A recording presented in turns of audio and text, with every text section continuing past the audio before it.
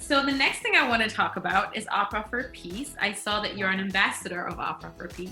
And what is that? Can you explain it? Can you It's tell really us? one of the first organizations of its kind, in that it's a worldwide organization and it involves people from literally every part of the world.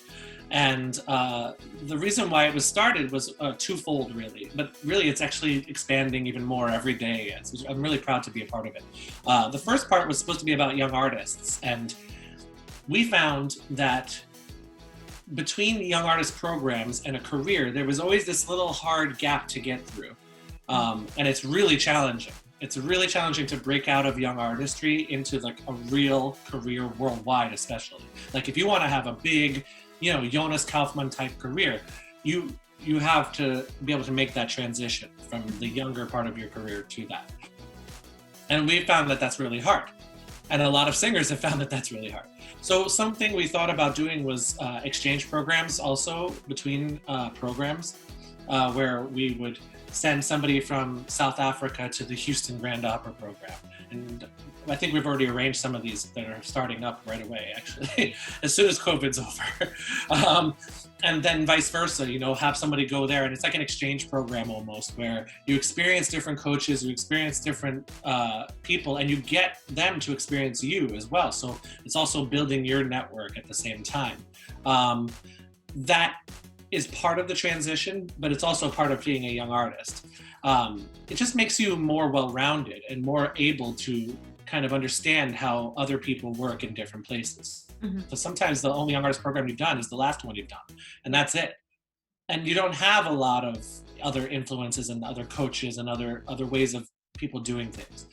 So that's really important to us, and we've already started working with that. We also took on a bunch of emerging artists, which is the people we think are just outside of the young artist programs, but haven't really been noticed by people out there that they should be.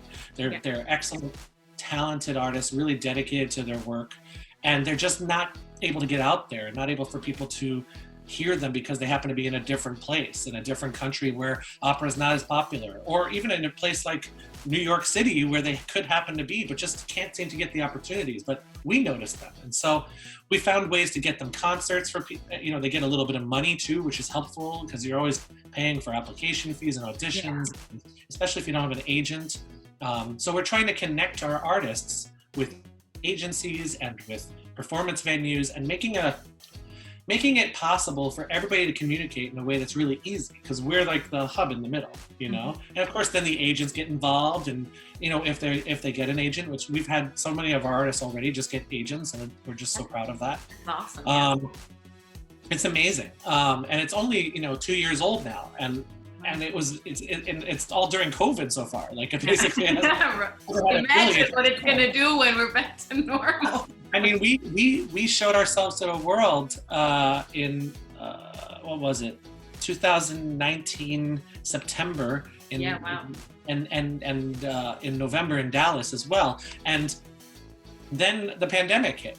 So just but we've still been working really hard in the background, and we have coaches who are working with people online. I work with singers online.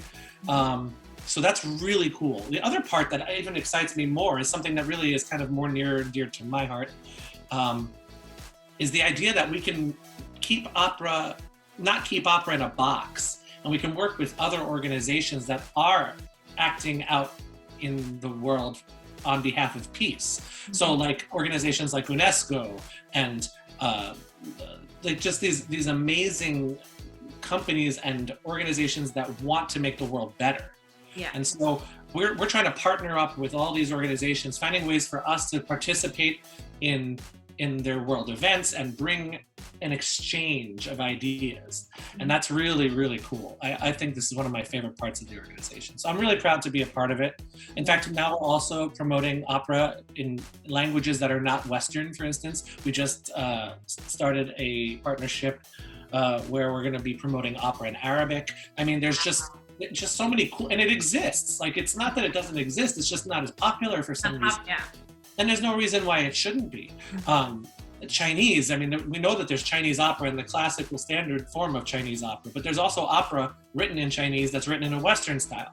And so there's all kinds of things out there that we're not experiencing. And I think right now the world is so starved anyway for art and for music especially, and the opera fans are dying for something new, not to see the same old video on screen. And so if we can give them something else, maybe it'll even bring more funds to opera, more people to opera, and then the art form can, thrive. Yeah. So there's so many things that the organization is taking on, and again, I'm just so proud to be part of it. Yeah, that is really cool. That's so exciting.